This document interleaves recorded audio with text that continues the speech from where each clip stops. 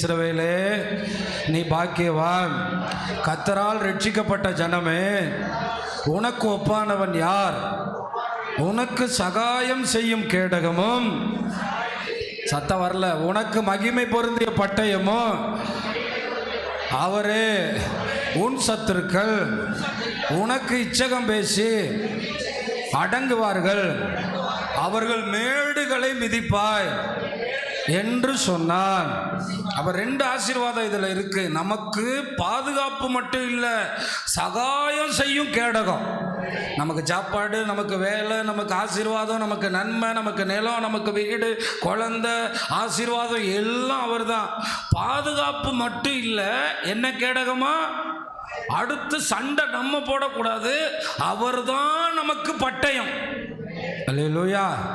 கேடகமும் அவர் தான். சொல்லுங்க, கேடகமும் அவர் தான், பட்டயமும் அவர் தான்.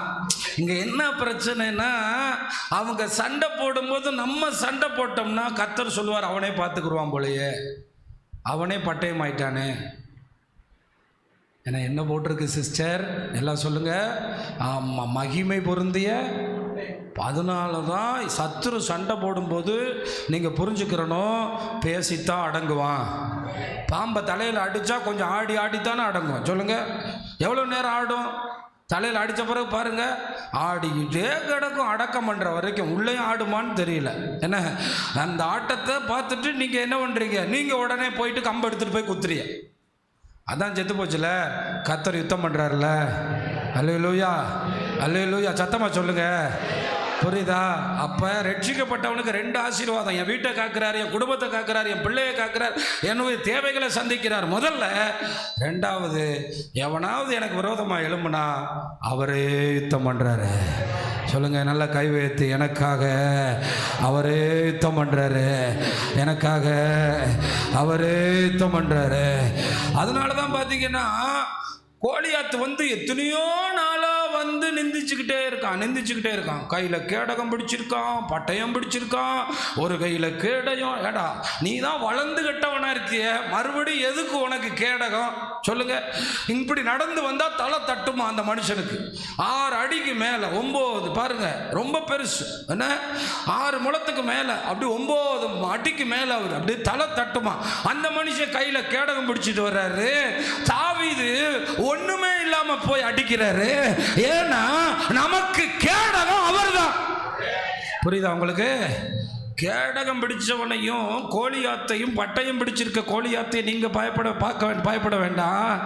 கையை நல்லா உயர்த்தி, நீரே என் கேடகம், நீரே என் பட்டயம், நீரே என் கேடகம். 1 சாமுவேல் 17ஆம் அதிகாரம் 45ஆம் வசனத்துல அதை தான் சொல்லிட்டு போவார் தாவீது. சவுல் சொல்லுவாரு, எப்பா பார்த்தா பயமா இருக்குப்பா, நீ யாரு பிள்ளைன்னு தெரியலையப்பா, ரொம்ப அழகா வேற இருக்கப்பா, நீ உன்னை ஏதாவது நசுக்கி போட்டுருவான்ப்பா. என்ன போட்டுருவான்? உன்னை நசுக்கி போட்டுருவான்ப்பா. அவன் பிறப்புல இருந்தே சண்டை போடுறவன்ப்பா. நீ என்னப்பா இப்படி சொல்ற? போட்டுக்கப்பா, என் ட்ரெஸ்ஸையாவது போட்டுக்கப்பா, கையில் ஏதாவது வச்சுக்கப்பா, பயமா இருக்குப்பா, உயிரோட வருவியான்னு. ஆனால் அவர் சொல்றாரு, பெலிஸ்தனை நோக்கி, நீ பட்டயத்தோட, ஈட்டியோட, கேடகத்தோட என்னிடத்துல வர்ற, நானும் நீ நிந்தித்த இஸ்ரவேலின் இராணுவங்களின் தேவனாகிய சேனைகளுடைய கர்த்தரின் நாமத்தில் உன்னிடத்தில் வருகிறேன். சிறிய பிசாசே, நீயம் மாத்திரம் தேவ பிள்ளையின் முன் நிர்மூலமாவாய். சிறிய பிசாசே, நீயம் மாத்திரம் தேவ பிள்ளையின் முன் மாட்டீங்களா? இயேசுவை கொண்டு வென்றிடுவேனே. இயேசுவை கொண்டு சொல்லுங்க பார்க்கலாம். இயேசுவை கொண்டு வென்றிடுவேனே.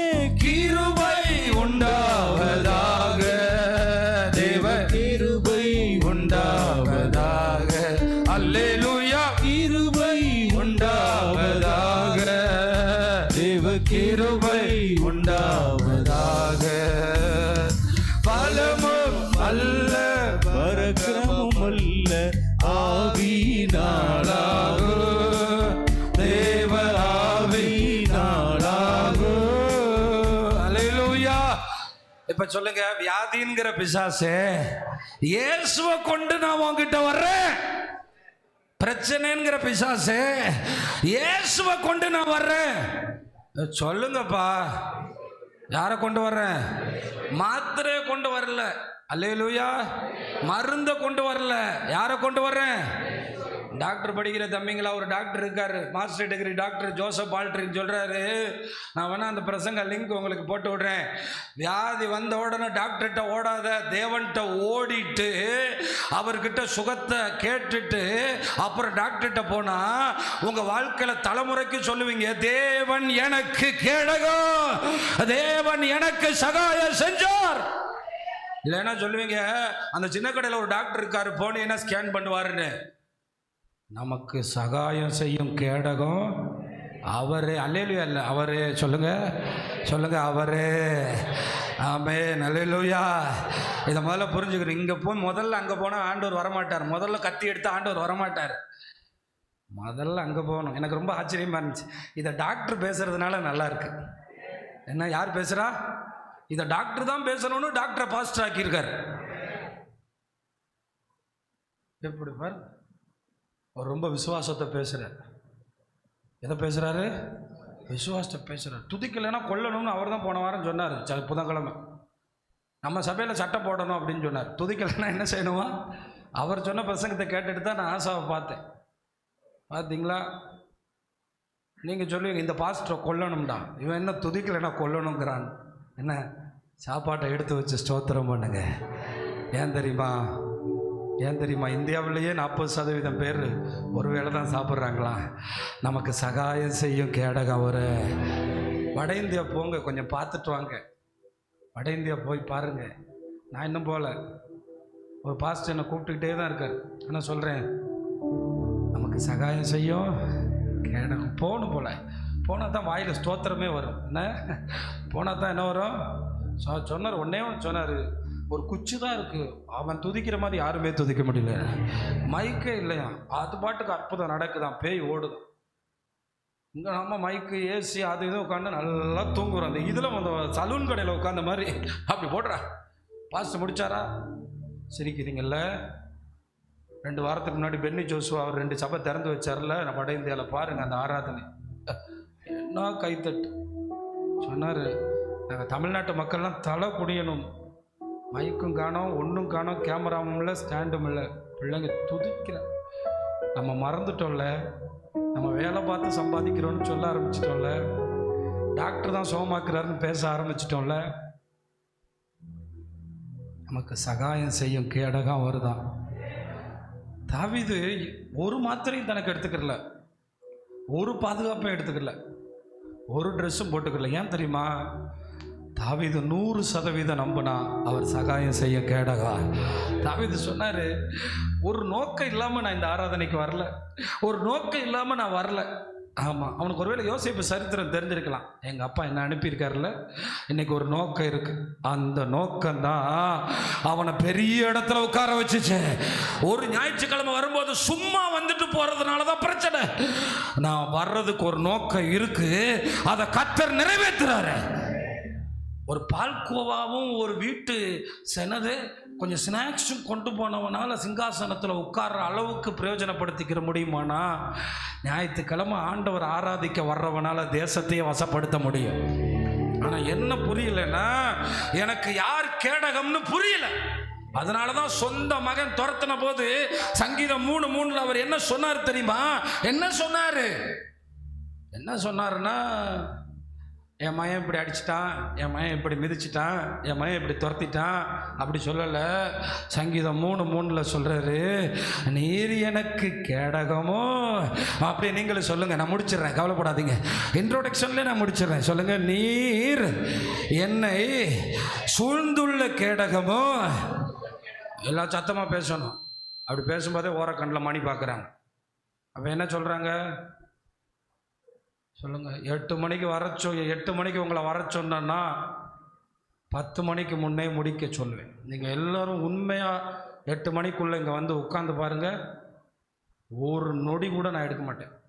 5 நிமிஷம் முன்னாடியே அனுப்புகிறேன். ஏன்னா நீங்கள் எல்லோரும் வரும்போது தேவன் அதுக்கு முன்னே பிரசன்னமாகி இருப்பார். நீங்கள் துதிப்பீங்க. இந்த கண்ணை மூடுற அம்மாக்களுக்கெல்லாம் பக்கத்தில் ஒரு வாட்ச்மேன் போடணும். யார் போடணும்னா, இந்த விஜய் நடந்து வரும்போது பின்னாடி ஒரு 4 பேர் வர்றாங்கல்ல, அது மாதிரி ஒவ்வொரு ஓரத்துலையும் ஒவ்வொரு ஆளை போட்டு வைக்கணும். தூங்குற ஆளெல்லாம் தூக்கிட்டு வாங்கப்பா. தூங்குற ஆள்லாம் கண்ணை தருங்க. இப்போ சொல்லுங்க, நீர் என்னை சூழ்ந்துள்ள கேடகமோ. அதான் தூங்க வைக்கிறாரோ. என்ன கேடகம்? சூழ்ந்துட்டார் ஆண்டவர். அதோட அம்மாவுக்கு என்ன வருது? அப்பா என்ன கேடகமா? அப்படி எல்லாம் பாடுங்க. கேடகம் நீரே. அப்படி பின்னாடி எல்லாரும் தலை நிமிர கையை தட்டி கூட பாடுங்க. செய்பவர் நீரே, கேடகம் நீரே, மகிமையும் நீரே, தலை நிமிர செய்பவர் நீரே, தலை நிமிர செய்பவர் நீரே, தலை நிமிர செய்பவர் நீரே. ஓ தகப்பனே தந்தையே, தலை நிமிர செய்பவர் நீரே. அல்லேலூயா. தகப்பனே தந்தையே, தலை நிமிர செய்பவர் நீரே. அதனால தாங்க உண்மையிலே நமக்கு ஒரு சின்ன பிரச்சனை வரும்போது அதை ரொம்ப பெருசா பேசுறோம். இவன் கோலியாத்தை பார்த்து அவங்க அண்ணன் இன்னொரு அண்ணன் எல்லாரும் நடுங்கிறாங்க. சவுல் நடுங்கிறாங்க, சேனாதிபதி நடுங்கிறாங்க, யோனத்தான் நடுங்கிறாங்க. ஆனா இவன் மட்டும்தான் நம்புறான், அவர் நமக்கு கேடகமா இருக்கிறாரு. அவர் இராணுவங்களின் தேவன், அவர் சேனைகளின் கர்த்தர், அவர் சாதாரணமானவர் அல்ல. இன்னைக்கெல்லாம் தமிழ்நாட்டில் முன்னாள் முதலமைச்சர், அதுக்கு முன்னாள் முதலமைச்சர், இந்நாள் முதலமைச்சர், வரப்போகிற முதலமைச்சர், இவங்களுக்கு பின்னாடியே 1000 சேனை வருமானா, நம்மை உண்டாக்கின தேவன் எத்தனை சேனைகளை உடையவராயிருக்கிறார், எத்தனை வல்லமை பொருந்தியவராயிருக்கிறார். அவர் நமக்கு சகாயம் செய்யும் கேடகம்.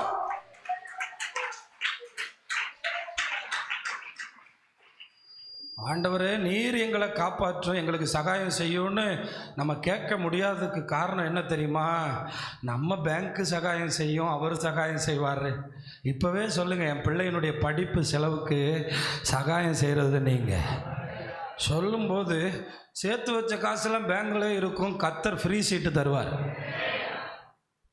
நிறைய பேர் அப்படியெல்லாம் கொண்டு வந்து கொடுத்துட்டாங்களா. பிள்ளைக்கு படிக்க சேர்த்து வச்சேன், ஐஐடியில் சீட்டு கிடச்சிருச்சு, இது ஆண்டவருக்கு உண்டாகட்டும்.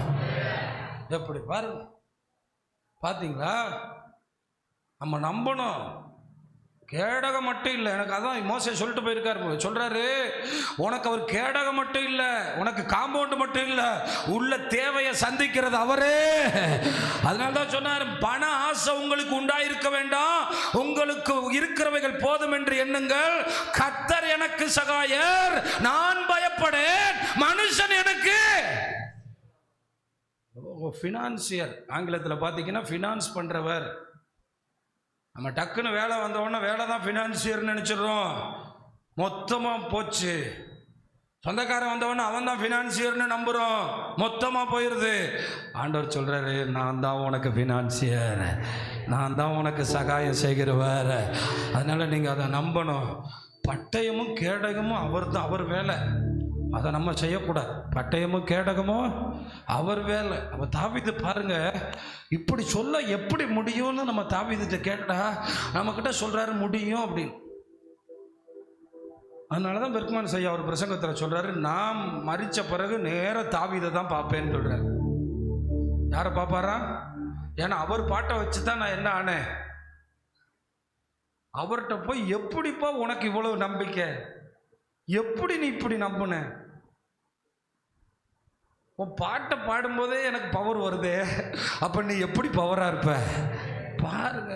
அம்மாளா, நான் என் ரத்தத்தை பாலாக கொடுத்து வளர்த்தேன், என் காசெல்லாம் கொடுத்து வளர்த்தேன், என் பையன் எப்படி பண்ணிட்டான் சொல்லுவோம்ல, சொல்லுவோமா இல்லையா?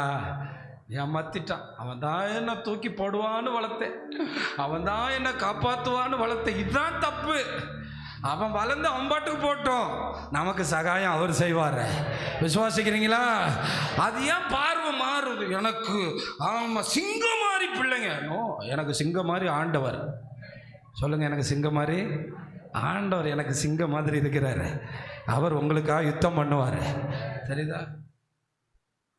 என்ன கேடகம் சொல்ல மாட்டேங்கிறீங்க? மூணே போடுங்க தம்பி, அதிலே நெல்லுங்க. ஆமாம், என்னதான் மகிமை. அப்போ என்ன சொல்கிறாருன்னா, நேற்று அரண்மனையில் உட்காந்துருந்தேன்ல, நேற்று அரண்மனையில் உட்காந்துருக்கும் போது லட்சக்கணக்கான பேர் என்னை பார்த்துட்டு போகலான்னு நின்றான்ல, துண்டுலாம் வச்சுக்கிட்டு நின்றான்ல, கழுத்தில் நாளைக்கு போட போகிறாங்கல்ல, யாருக்குன்னு தான் தெரியல. ஏன்னா அதான் தெரியல பிரதர் அப்படின்னு சொல்கிறீங்களா? பூச்செண்டு கொடுக்க போகிறாங்கல்ல, இதுக்கு தாவீதை பார்க்க கோடிக்கணக்கான பேர் நின்ற போது தாவீது சொன்னார், நீர்தான் எனக்கு மகிமை. கையை நல்லா தட்டு, நீர்தான் எனக்கு மகிமை, நீர்தான் எனக்கு மகிமை, நீர்தான் எனக்கு மகிமை, நீர்தான் எனக்கு மகிமை. என் படிப்பு எனக்கு மகிமை அல்ல, என் ஊழியம் எனக்கு மகிமை அல்ல, நீர் எனக்கு மகிமை, நீர் எனக்கு மகிமை. அவர் இருந்தா ஜீரோல இருந்து ஹீரோவாயிரலாம், அவர் இருந்த அடிமையில இருந்து அரசாளலாம், அவர் இருந்தா போதும். சில நினைப்பாங்க, என் பேரனுக்கு, என் பேரனோட பேரனுக்கு. நீங்களும் ஒரு தடவை சொல்லுங்க இந்த வசனத்தை, எல்லாரும் சத்தமா சொல்லுங்க. நீர். நீங்க பேசாத போதே தெரியுது நீங்க சரியில்லை. கோலியாத்து பேசும்போது இவன் பேசுறான் பாருங்க, ஒத்த வார்த்தையில் நல்ல உன்னை பிடிச்சு கொண்டு போய் பிச்சு போட்டு இந்த இறையா கொடுக்க போறேன்னு சொல்றேன். நீ இருந்தா தானடா அடிச்சான் பாருங்க ஒரு அடி. மொத்தமாக கோலியாத்துக்கு பின்னாடி இருந்த ஆளையே காணும். 1000 பேர் வருவான் அவங்கள தேடி. கோலியாத்தை க்ளோஸ் பண்ணவனே எல்லாரும் போயிடுவான். கர்த்தர் உங்களுக்கு ஜெயம் தந்துடுவார். அந்த கோலியாத்து தான் பிசாசு. அதுக்கு நீங்க எடுக்க வேண்டிய ஒரே ஒரு ஆயுதம், நீர் எனக்கு கேடகம். அப்படி நம்புறவன் மருந்தை போடும்போது கூட ஸ்தோத்திரம் சொல்லுவான். சாம்பாரை தலையில் ஊற்றினவன அந்த ஐயா சோத்திரம் சோத்திரம் சோத்திரம், அம்மா அப்படி செய்யக்கூடாதுமா, அம்மா அப்படி செய்யக்கூடாதுமா, ஸ்தோத்திரம் ஸ்தோத்திரம் ஸ்தோத்திரம். இந்த ஒரு ஸ்தோத்திரம் போதும் அந்த அம்மா ஊழியக்காரியாக மாற. நம்மளாக இருந்தால் இன்னொரு சாம்பார் சட்டி எடுத்து யார் மேலே ஊற்றிருப்பான், கடைசி வரை அதை ரட்சிக்கப்படாது. ஏன்னா இவங்களே பட்டயத்தை எடுத்து குத்திடுறது, அடிக்க வச்சுற சகாயம் செய்யும் கேடகம். உங்களுக்கு இப்போ நம்பிக்கை வராதுல்ல? இப்போ நம்பிக்கை வராமலே நிறைய பேர் உட்காந்துருக்கீங்கல்ல. தாவீது ஜெயிச்சு வெற்றி பெற்ற போது ஒரு சங்கீதம் பாடினார். அது சங்கீதமாகவும் இருக்குது, அது சாமுவேல்லையும் இருக்குது. 2 சாமுவேல் 22ஆம் அதிகாரம் 3ஆம் வசனம். இதுதான் தாவீது சவுலை ஜெயிச்சு முடித்த போது. அவர் எங்கே ஜெயிச்சார்? அவரா ஜெயிச்சாரு? சொல்லுங்கள். சவுல் அவரா ஜெயிச்சாரு? யார் ஜெயிச்சா? கர்த்தர் ஜெயிச்சார். யார் ஜெயிச்சா? எனக்கு நம்ம தான் ஜெயிப்போம் ஜெயிப்போம் ஜெயிப்போம்னு சொல்லிக்கிட்டே இருக்கோம், ஜெயிக்க மாட்டேங்கிறோம். யார் ஜெயிக்கணும்? கர்த்தர் ஜெயிக்கணும். பாருங்க, கர்த்தர் தாவீதை அவனுடைய எல்லா சத்துருக்களின் கைக்கும் சவுலின் கைக்கும் நீங்களாக்கி விடுவித்த போது அவன் கர்த்தருக்கு முன்பாக பாடின பாட்டு, நான் அடித்தேன். இந்த அபிஷாயம் மட்டும் கூட வச்சுக்கிறாதீங்க. ஐயா ஒரே குத்துல கர்த்தர் வாக்குத்தத்தத்தை நிறைவேற்றுவார். இந்த வருஷம் குத்துறாவன வாக்குத்தத்தம் நிறைவேற்றுவான்னு சொல்லிட்டு இவனே குத்திட்டு இவனே நிறைவேற்றி இவனே மாலையை போட்டுருவான். கர்த்தர் உங்களுக்காக யுத்தம் பண்ணுவார். நல்ல கையை தட்டு. தரிசனா பொய் சொல்லாது. கர்த்தர் பொய் சொல்ல மாட்டார். பின்னாடி இருக்கிறவங்க நல்லா கையை தட்டு, நல்லா தட்டுங்க. ஹல்லேலூயா. அப்படித்தானே போய் கிணத்துல விழுந்துடுறோம். இந்த வருஷமே வாக்குத்தத்தம் வாங்குடா, கடனை 20 வருஷத்துக்கு அடகு வை. பயமா இருக்கு. 30 வருஷத்துக்கு நம்மளை அடகு வச்சிடறோம். வேணாம் சாமி, நீங்கள் எப்படி வேணாலும் விசுவாசிங்க, உங்கள் விசுவாசத்தின்படி. என்னை விடுவிச்சது அவர்னு அவரே சொல்கிறார். விடுவிச்சது யாரு? அபிஷாய் குத்திட்டு போயிடுவான். ஆனால் காலம் ஃபுல்லாக என்ன இருக்கும் தெரியுமா? தாவீது அபிஷாய் சாமுவேலை சவுலை கொன்றான். குத்துனது யாரு? சொல்லுங்க, குத்துனது யாரு? எவனோ குத்துவான். ஆனால் பேர் யாருக்கு? கர்த்தர் அபிஷேகம் பண்ணினவனை குத்தி விட்டு, இன்னைக்கு அபிஷேகம் பண்ணவனுக்கு விரோதமாக என்ன வேணாலும் பேசலாம், பேசுங்க, பேசிக்கிட்டே இருங்க. ஆனால் கர்த்தர் அபிஷேகம் பண்ணினவனுக்கு விரோதமாக பேசி குற்றம் இல்லாமல் போகிறவன் யார் அப்படின்னு சொல்றாங்க. யார் சொல்றா? யார் சொல்றா? தாவீது. தெரியுதா? பின்னாடி இருக்கிறவங்களுக்கு யார் சொல்றா? சந்தேகமாக இருக்கு. நான் அப்படிலாம் பேச மாட்டேன். ஆனால் நான் ஒன்று சொல்கிறேன், ஒரு குழந்தை 9 மாதமும் 1 வாரமும் இருந்தால் தான் நல்லது. வெளியே கொண்டு வந்த பிறகு என்ன தான் அப்பா அம்மா சொல்லி கொடுத்தாங்க, வாக்குத்தத்தம் நிறைவேறதுக்கு அவர் செயல்படுறதுக்காக காத்துருங்க. ஆமாம், 2 நாள் முடியாமல் கிடந்தவொடனே ஆண்டவரே என் பிள்ளை முடியாமல் கிடக்கிறானேன்னு சொன்னீங்கன்னா வாக்குத்தத்தம் உருவாகாது. வைரம் உருவாகணும்னா கொஞ்சம் நேரம் ஆகட்டும். என்ன எல்லாரும் இப்படி அமைதி ஆயிட்டீங்க? வைரம் உருவாகட்டும் உங்கள் வாழ்க்கையில். அல்லேலூயா. வைரம் உருவாகிறது கொஞ்சம் இடம் கொடு சுவாமி, கொஞ்சம் இடம் கொடுங்க விசுவாசிகள். தாவீது தன் சவுலை கொன்று அப்படின்னு இல்லை. என்ன எப்படி இருக்கு? கர்த்தர் அவனை விடுவித்த போது எப்படி இருக்கு சொல்லுங்க, எப்படி இருக்கு? எத்தனை பேருக்கு விளங்குது? அதனால தான் சில காரியங்களை போய் பார்த்துட்டு வந்தோடனே இதுதான் பெஸ்ட்டுன்னு நினச்சி வர்றோம். நானும் அப்படித்தான் வர்றேன், இதுதான் நமக்கு பெஸ்ட் அப்படின்னு நினைக்கிறோம். அதில் யார் நம்மளை விடுவிக்கணும்? பின்னாடி எத்தனை பேருக்கு நான் பேசுறது புரியுது? என்ன பேசுகிறேன்? தமிழ் தான் பிரதர் பேசுகிறீங்க, தமிழ் தான். என்ன பேசுகிறேன்? அவர் நமக்கு சகாயம் செய்யும் கேடகமும் மகிமை பொருந்திய பட்டயம். சண்டையும் அவர் தான் போடுவார், தேவையும் அவர் தான் சந்திப்பார். நான் ஒரு தடவை ஆண்டவர்கிட்ட கேட்டேன், ஆண்டவரே ரட்சிக்கப்பட்டவனுக்கு இவ்வளோ ஆசீர்வாதம், 4 பேர் வர்றான், 3 பேர் சபையை விட்டு போகிறானே. அடுத்த வாரம் அதுக்கு பதில் சொல்கிறேன், ஏன் அப்படி நடக்குதுன்னு அவர்கிட்ட கேட்டு பாருங்க. 3ஆம் வசனம் மட்டும் இல்லை, 2ஆம் வசனத்திலே அவர் சொல்கிறாரு, கர்த்தர் என் கன்மலையும் என் கோட்டையும் என் ரட்சிப்புமானவர். நீங்களும் சொல்லுங்கள், ஆனால் சந்தோஷமாக சொல்லுங்கள், கர்த்தர் என் கன்மலையும் என் கோட்டையும் ரட்சிப்புமானவர்.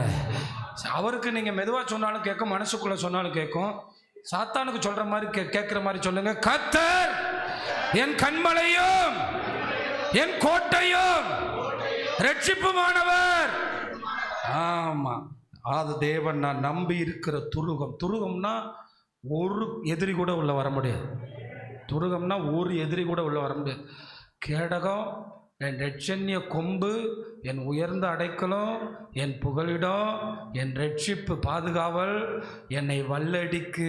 பக்கத்தில் கையை பிடிச்சி சொல்லுங்கள், வல்லடிக்கு, சொல்லடிக்கு, எல்லா அடிக்கும் விலக்கி அவர் காப்பார். இந்த சொல்லடி வல்லடி எழுப்பி நிற்போமா? என்னை வல்லடிக்கு நீக்கி உன் கரங்களால் தூக்கி உன்னத